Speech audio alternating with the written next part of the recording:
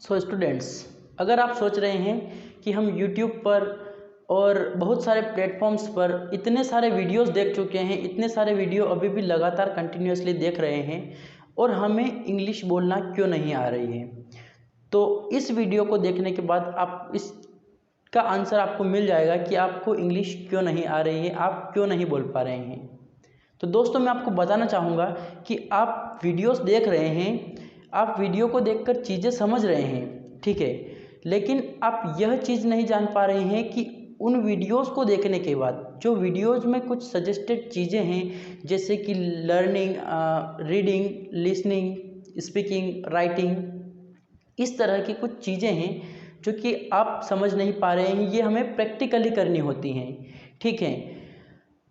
अगर एक स्पीच है इंग्लिश में तो हमें उसको केयरफुली लिसन करना पड़ेगा, सावधानी पूर्वक बिल्कुल शांत मन से उसको सुनना पड़ेगा, तब हमारी लिसनिंग कंप्लीट होगी। अगर हमने कुछ सुना है, ठीक है, तो ही हम कुछ बोल पाएंगे, otherwise we will not be able to speak anything. यानी कि हम जो सुनेंगे उसको हम बोलने की कोशिश करेंगे, हम कॉपी करने की कोशिश करेंगे, ओके। उसके बाद लिसनिंग कर ली हमने, स्पीकिंग कर ली, तो हमें उसके बाद रीडिंग करनी होगी। रीडिंग यानी कि हमें एक बुक उठानी होगी और उस बुक से एक चैप्टर उठाना होगा, ठीक है, और केयरफुली रीडिंग करनी होगी। एक एक वर्ड को देखना होगा, उसका ट्रांसलेशन देखना होगा किस प्रकार से। हमें अगर एक वर्ड का ट्रांसलेशन नहीं आ रहा है तो उसको सर्च करो, ठीक है, उसको सर्च करके देखो कि इसका ट्रांसलेशन क्या होता है, इसको हिंदी में क्या कहते हैं। फिर आप उस वर्ड को उठा करके उस जगह पर रखिए, उस सेंटेंस में रखिए जहाँ से वो आपने लिया था। फिर आप उस सेंटेंस को बनाने की कोशिश कीजिए और देखिए आपका वर्ड किस प्रकार से एक बेटर सेंटेंस बन जाएगा। इसके बाद आता है राइटिंग। आपको राइटिंग करना होगा। आपके माइंड में जो भी चीज़ें आ रही है, या अगर आपका माइंड ब्लैंक जा रहा है, तो आपको क्या करना होगा, आपको अपने आसपास देखना होगा, अपने वातावरण में देखना होगा कि किस प्रकार की चीज़ें आपको दिखाई दे रही है, कौन कौन सी चीज़ें दिखाई दे रही है। जैसे कि हवा चल रही है, हवा तो दिखती नहीं है, लेकिन फिर भी अगर हमें लगता है कि हवा चल रही है तो विंड इज़ ब्लोइंग, इस प्रकार से हम बोलेंगे। बोल करके उसको लिखना है, ठीक है, उसको एग्जीक्यूट करना है। केवल वीडियो देखने से ही आप इंग्लिश नहीं सीख पाओगे, आपको प्रैक्टिकली उसे करना होगा। उसके बाद हमारे मन में एक क्यूरियोसिटी होनी चाहिए, एक जिज्ञासा होनी चाहिए किसी चीज़ को सीखने के लिए, और हमें किसी चीज़ की आवश्यकता भी होनी चाहिए। ऐसे वीडियो देखिए इंग्लिश में जो आपको समझ में कम आ रहे हों, ठीक है, आप उन वीडियोस को देखोगे। वैसे इंग्लिश के वीडियो अगर आप देखोगे तो आपको पता चलेगा कि उनमें से आपको 50% समझ में आ रहा है और 50% नहीं समझ में आ रहा है, ठीक है।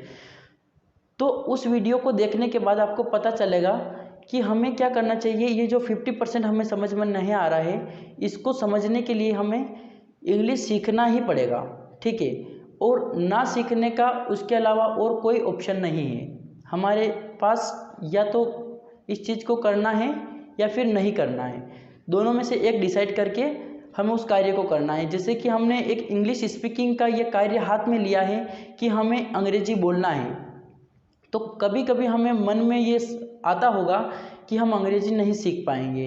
तो इस प्रकार के विचार कतई अपने दिमाग में ना लाएं, क्योंकि इस प्रकार के विचार हमें पीछे की ओर ले जाते हैं। और दोस्तों, बैकअप ऑप्शन नहीं है और किसी प्रकार का ऑप्शन नहीं है, सीखना है तो सीखना है। इस तरीके की बात अपने माइंड में रख करके चलना होगा, तभी हम कुछ सीख पाएंगे।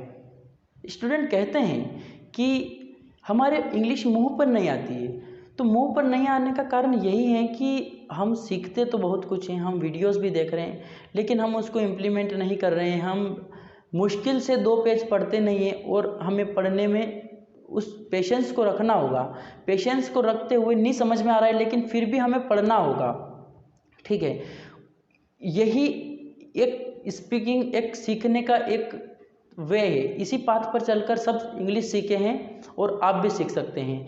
हमें छोटे छोटे शब्द हैं वो देखने हैं कि इस शब्द का मतलब क्या होता है, कॉम्प्लिकेटेड नहीं करें, चीज़ों को सिंप्लीफाई करें, सिंपल सिंपल चीज़ों को उठा करके बोलें, सिंपल सिंपल वर्ड्स को यूज़ करें और ज़्यादा मुश्किल वर्ड्स को सीखने की शुरू में कोशिश बिल्कुल ना करें।